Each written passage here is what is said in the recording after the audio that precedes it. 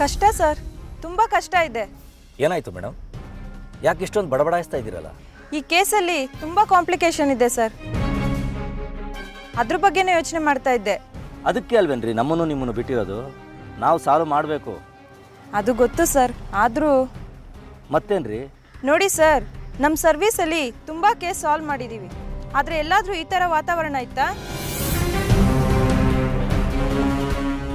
ಸಹಜವಾಗಿ ನಾವು ನೋಡಿರೋ ಕೇಸಲ್ಲಿ ನಮ್ಗೆ ಯಾರ ಮೇಲೆ ಅನುಮಾನ ಬರುತ್ತೋ ಅವನೇ 90% ಕಳ್ಳ ಆಗಿರ್ತಾನೆ.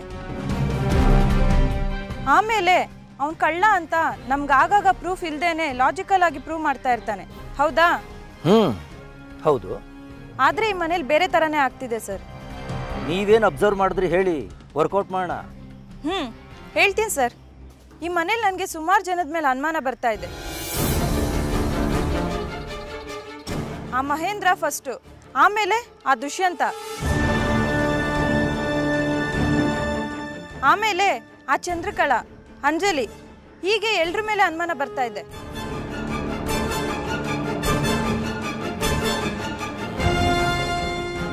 ನಮ್ಗೆ ಅನುಮಾನ ಬಂದಿರೋನೆಲ್ಲ ನಿಧಾನಕ್ಕೆ ಫಾಲೋ ಮಾಡೋಣ, ಅಥವಾ ಅವರಿಂದನೇ ಹೇಗಾದ್ರೂ ಮಾಡಿ ಬಾಯ್ ಬಿಡಿಸೋಣ. ಏನಂತೀರಿ ಸರ್? ಹೀಗೆ ಮಾಡ್ಬೋದು. ಅವ್ರನ್ನ ಕರೆಸಿ ಕೇಳೋದಕ್ಕಿಂತ ಫಾಲೋ ಮಾಡೋದೇ ಬೆಸ್ಟು. ಅವ್ರ ಬಗ್ಗೆ ನಮಗೆ ಸ್ಪಷ್ಟವಾಗಿ ಆವಾಗ ಗೊತ್ತಾಗುತ್ತೆ. ಇಲ್ಲ ಬಿಡಿ, ಅದು ಸಾಧ್ಯ ಇಲ್ಲ. ಸಾಧ್ಯ ಇಲ್ವಾ? ಏನಾಯ್ತು ಸರ್ ಸಡನ್ ಆಗಿ? ಇಲ್ಲಿ ನನಗೊಂದು ಕನ್ಫ್ಯೂಷನ್ ಶುರುವಾಗಿದೆ. ಏನು ಸರ್ ಅದು?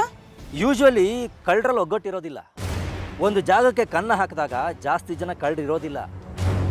ಹೆಚ್ಚಂದರೆ ಒಬ್ಬರು ಇಬ್ಬರು ಅಥವಾ 3 ಜನ ಕಳ್ಳರಿರ್ತಾರೆ. ಯಾಕೆ ಹೇಳಿ? ಅವ್ರ ಕದ್ದು ಬಂಗಾರ ಹಣ ಎಲ್ಲ ಇರುತ್ತಲ್ಲ, ಅದನ್ನು ಕೊನೆಯಲ್ಲಿ ಹಂಚ್ಕೊಳ್ಳೋವಾಗ ಅವರಲ್ಲೇ ಜಗಳ ಬಂದು ಅವ್ರ ಹಣೆ ಬರಹನೇ ಹೊರಗೆ ಬರೋದು. ಅದಕ್ಕೆ ಅರ್ಥ ಆಗಲಿಲ್ಲ ಸರ್. ಅರ್ಥ ಆಗಲಿಲ್ವಾ? ಈ ಕೇಸಿನ ಕಾಂಟೆಕ್ಸ್ನಲ್ಲಿ ಹೇಳ್ತೀನಿ ಕೇಳಿ. ಇಲ್ಲಿ ಯಾರು ಏನೇ ಮಸಲತ್ ಮಾಡ್ತಿದ್ರು, ಇಲ್ಲಿನ ಕೋಟಿಗಟ್ಟಲೆ ಆಸ್ತಿಗೋಸ್ಕರ ಅನ್ನೋದಂತೂ ಕನ್ಫರ್ಮ್. ಹೌದು ಸರ್, ಕನ್ಫರ್ಮ್. ಆದರೆ ಇಲ್ಲಿ ಈ ಆಸ್ತಿ ಮೇಲೆ ಜಾಸ್ತಿ ಜನ ವಂಚಾಗ್ತಾ ಇದ್ರೆ ಇಷ್ಟೊತ್ತಾಗಲೇ ಅವರಲ್ಲಿ ಜಗಳ ಬರಬೇಕಾಗಿತ್ತು. ಆದರೆ ಇಲ್ಲಿ ಒಬ್ರಿಗೊಬ್ರು ತುಂಬ ಚೆನ್ನಾಗೇ ಇದ್ದಾರೆ. ನಾವು ಮಹೇಂದ್ರನ ಮೇಲೆ ಅನುಮಾನ ಪಟ್ಟರೆ ದುಷ್ಯಂತನ ಮೇಲೆ ಅನುಮಾನ ಜಾಸ್ತಿ ಆಗುತ್ತೆ. ದುಷ್ಯಂತನ ಮೇಲೆ ಅನುಮಾನ ಪಟ್ಟರೆ ಚಂದ್ರಕಲಾ ಮೇಲೆ ಅನುಮಾನ ಸ್ಟಾರ್ಟ್ ಆಗುತ್ತೆ. ಆದರೆ ನಮಗಿಲ್ಲಿ ಯಾರು ಟಾರ್ಗೆಟ್ ಅನ್ನೋದೇ ನಮಗೆ ಗೊತ್ತಾಗ್ತಾ ಇಲ್ಲ. ಸರ್, ನೀವು ಹೇಳಿದ್ರಲ್ಲೇ ಉತ್ತರ ಇದೆ ಸರ್. ಏನು? ಕಳ್ಳರಿಗೆ ಜಗಳ ಬರೋದು ಯಾವಾಗ ಹೇಳಿ?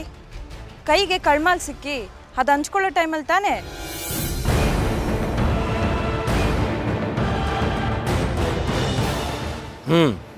ನನಗೀಗ ಗೊತ್ತಾಯ್ತು ನೀವು ಏನು ಹೇಳಕ್ಕೆ ಹೊರಟಿದ್ದೀರಿ ಅಂತ. ಈಗ ಅರ್ಥ ಆಯ್ತಾ ಸರ್? ಈ ಕೇಸಲ್ಲಿ ಯಾವ ಕಳ್ಳನಿಗೂ ಇನ್ನೂ ಆಸ್ತಿನೇ ಸಿಕ್ಕಿಲ್ಲ. ಆ ಆಸ್ತಿಗೋಸ್ಕರ ಎಲ್ಲರೂ ಟೀಮ್ ವರ್ಕ್ ಮಾಡ್ತಿದ್ದಾರೆ. ಇಲ್ಲಿ ನಾವು ಮಾಡಬೇಕಾದಿಷ್ಟೇ, ನಮಗೆ ಯಾರ್ಯಾರ ಮೇಲೆ ಅನುಮಾನ ಬರುತ್ತೋ ಅವ್ರ ಮೇಲೆಲ್ಲ ಒಂದು ಕಣ್ಣಿಟ್ಟಿರಬೇಕು. ಹೌದು ಸರ್. ಸಿಗುತ್ತೆ. ನಮ್ಮ ಎಲ್ಲ ಪ್ರಶ್ನೆಗಳಿಗೂ ಶೀಘ್ರದಲ್ಲೇ ಉತ್ತರ ಸಿಗುತ್ತೆ. ಬಂದ ಕೆಲಸನ ಬೇಗ ಮುಗಿಸ್ಬೇಕು. Yes sir.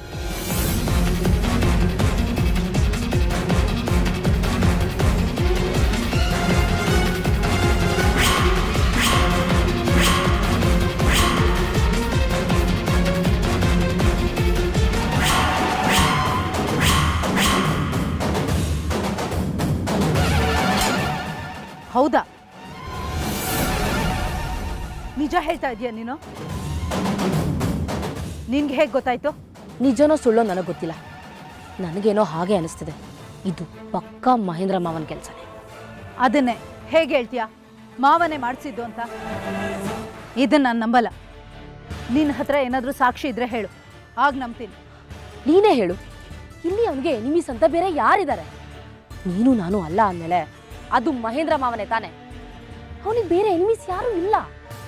ಆಯ್ತಮ್ಮ ಅಂಜು, ನೀನು ಹೇಳ್ದಾಗೆ ಆದಿತ್ಯನಿಗೆ ಇರೋ ಒಬ್ಬನೇ ಒಬ್ಬ ಶತ್ರು ಅಂದರೆ ಅಣ್ಣಯ್ಯ ಅಂತಲೇ ತಿಳ್ಕೊಳ್ಳೋಣ.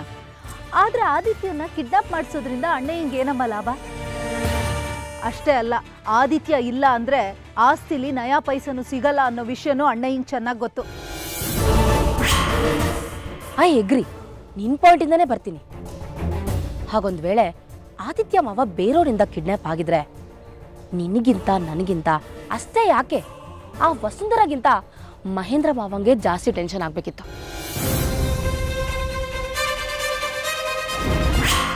ಕಾರಣ ಆದಿತ್ಯನ ಹೆಸರಲ್ಲಿರೋ ಆಸ್ತಿ ಕೈ ತಪ್ಪುತ್ತಲ್ಲ ಅನ್ನೋ ಭಯ. ಹೌದು ತಾನೆ?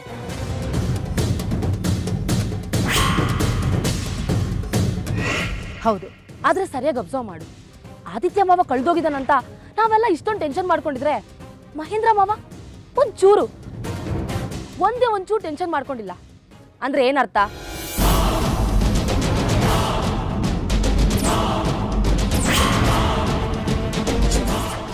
ದಟ್ ಮೀನ್ಸ್ ಆದಿತ್ಯನ ಮಹೇಂದ್ರ ಮಾವನೇ ಕಿಡ್ನಾಪ್ ಮಾಡ್ಸಿರ್ತಾರೆ.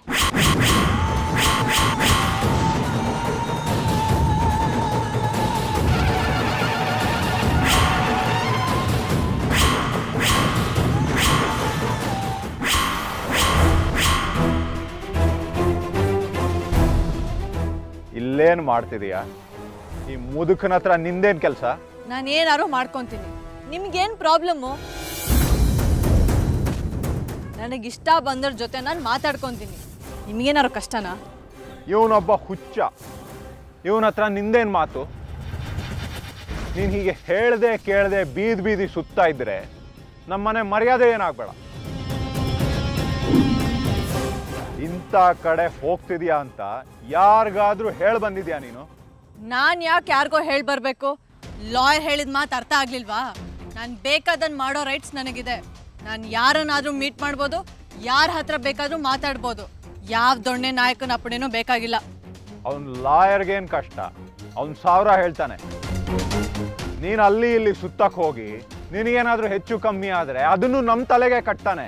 ಬೇಕಾಗಿದೆಲ್ಲ ನನಗೆ. ನೋಡು, ದೊಡ್ಡ ಮನೆ ಸೊಸೆ ನೀನು. ಹೀಗೆ ಕಾಂಜಿ ಪಿಂಜಿಗಳ ಹತ್ರ ಮಧ್ಯ ರೋಡಲ್ಲಿ ನಿಂತ್ಕೊಂಡು ಮಾತಾಡ್ತಿದ್ರೆ ದೊಡ್ಡ ಮನೆ ಘನತೆ ಏನಾಗಬೇಡ. ಯಾವ್ದು ಘನತೆ? ನನ್ನ ಮೇಲೆ ರೌಡಿಗಳಿಂದ ಅಟ್ಯಾಕ್ ಆಗಿ ಯಾರಿಗೂ ಗೊತ್ತಿಲ್ದಿರೋ ಜಾಗದಲ್ಲಿ ಬಿದ್ದು ಒದ್ದಾಡ್ತಾ ಇರುವಾಗ ಸಮಯಕ್ಕೆ ಸರಿಯಾಗಿ ಬಂದು ನನ್ನನ್ನು ಹಾಸ್ಪಿಟಲ್ಗೆ ಸೇರಿಸಿ ಜೀವ ಉಳಿಸಿದವರು ಇವರು. ಇವ್ರಿಗೆ ಕೃತಜ್ಞತೆ ತೋರಿಸೋದು ನನ್ನ ಕರ್ತವ್ಯ, ಯೋಗಕ್ಷೇಮ ವಿಚಾರಿಸೋದು ನನ್ನ ಕರ್ತವ್ಯ. ಇವ್ರು ನನಗೆ ಮಾಡಿರೋ ಸಹಾಯದ ಮುಂದೆ ನನಗೆ ಘನತೆ ಮುಖ್ಯ ಅಲ್ಲ.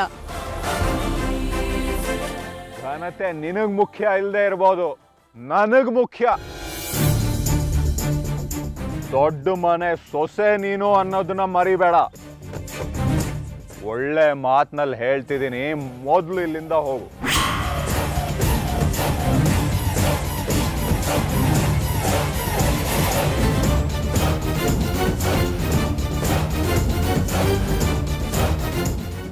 ಬನ್ನಪ್ಪ, ನೀನ್ ನಿಂತ್ಕೋ. ಮರ್ಯಾದೆಯಿಂದ ಕೇಳ್ತಿದ್ದೀನಿ, ಆ ನಿಧಿ ಎಲ್ಲಿದೆ ಅಂತ ಹೇಳ್ಬಿಡು. ಯಾವ ನಿಧಿ? ನನ್ಗೇನು ಗೊತ್ತಿಲ್ಲ. ಏಯ್, ಸುಳ್ಳು ಬೊಗಳ್ಬೇಡ. ಆ ನಿಧಿ ಇರೋ ಜಾಗ ಹುಡುಕಕ್ಕೆ ನಾನಿಟ್ಟಿದ್ದ ಪೂಜೆಗೆ ಅಡ್ಡಿ ಪಡಿಸಿದ್ ನೀನೇ ಅಂತ ನನಗೆ ಗೊತ್ತು. ಮರ್ಯಾದೆಯಿಂದ ನಿಧಿ ಇರೋ ಜಾಗ ಹೇಳ್ಬಿಡು. ಎಲ್ಲ ಅಂದರೆ ಇಲ್ಲ ಅಂದ್ರೆ ಏನು ಮಾಡ್ತೀಯಾ? ಹಾಂ, ನನ್ನ ಸಾಯಿಸ್ತೀಯಾ? ಇಲ್ಲ ಈಗ ಹೋದ್ರಲ್ಲ ನನ್ನ ಮಗಳ ಥರ ಇರೋ ಹುಡುಗಿ, ಅವಳನ್ನ ಕೊಲ್ತೀಯಾ? ಅಂಥ ಕೆಲಸ ಮಾಡಕ್ಕೆ ನಾನು ಮುಟ್ಟಾಳ ಅಲ್ಲ. ನಿನಗೆ ನೀನು ಸತ್ರು ತೊಂದರೆ ಇಲ್ಲ ಅಂತ ನನಗೆ ಗೊತ್ತು. ಆದರೆ ನಿನ್ನ ಚಿಕ್ಕದಣಿ, ಐ ಮೀನ್ ಆದಿತ್ಯ ವರ್ಮ, ಅವ್ರ ಸತ್ರು ತೊಂದರೆ ಇಲ್ವಾ?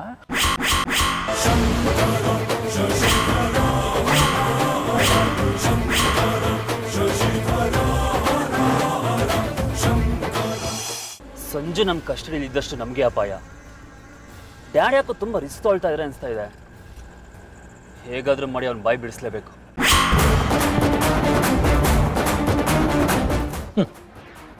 ನೀವು ಎಷ್ಟು ಬುದ್ಧಿವಂತರೋ ನಿಮಗಿನ್ನ 10 ಪಟ್ಟು ಬುದ್ಧಿವಂತರು ನಾವು. ಇವತ್ತು ನಿಮ್ಮ ಗುಟ್ಟನ್ನ ಕಂಡು ಹಿಡದೆ ಹಿಡಿತೀನಿ.